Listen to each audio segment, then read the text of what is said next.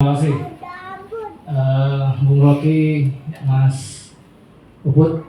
Ini jaket hitam bukan Intel ya?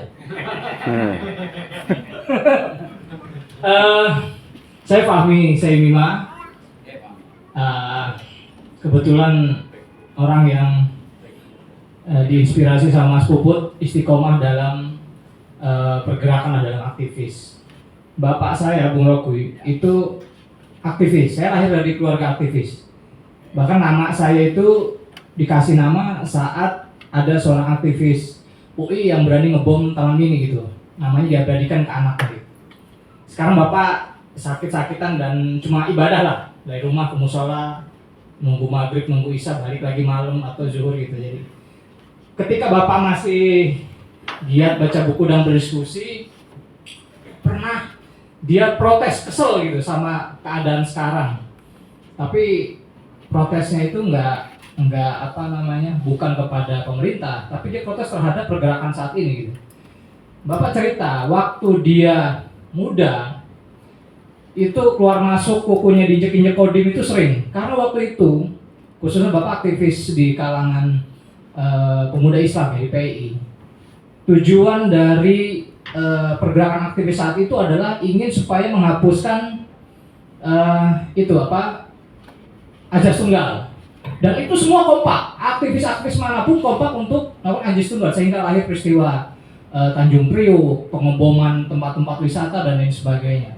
Bapak protes kayak gini, sekarang itu kelemahan dari para aktivis sekarang, mereka gampang membuat organisasi tapi nggak pintar membangun jaringan.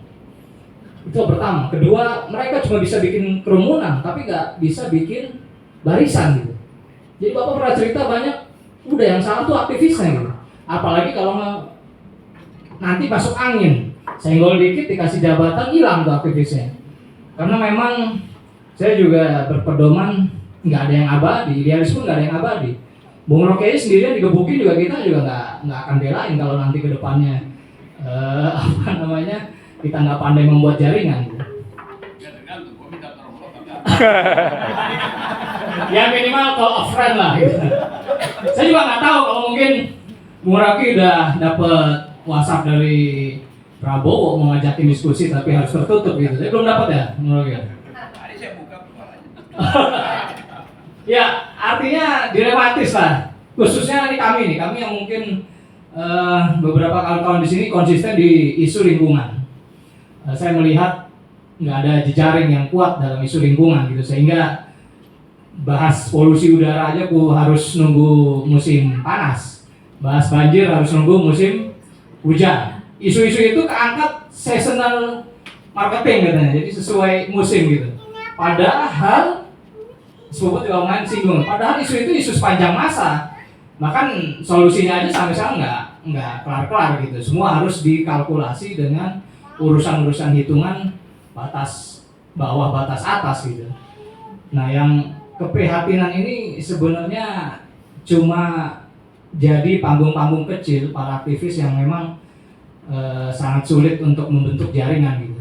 Saya sih simpelnya ketika teman-teman aksi misalnya Indonesia Gelap, orang-orang yang kadang bersuara kencang gitu, mereka hilang gitu.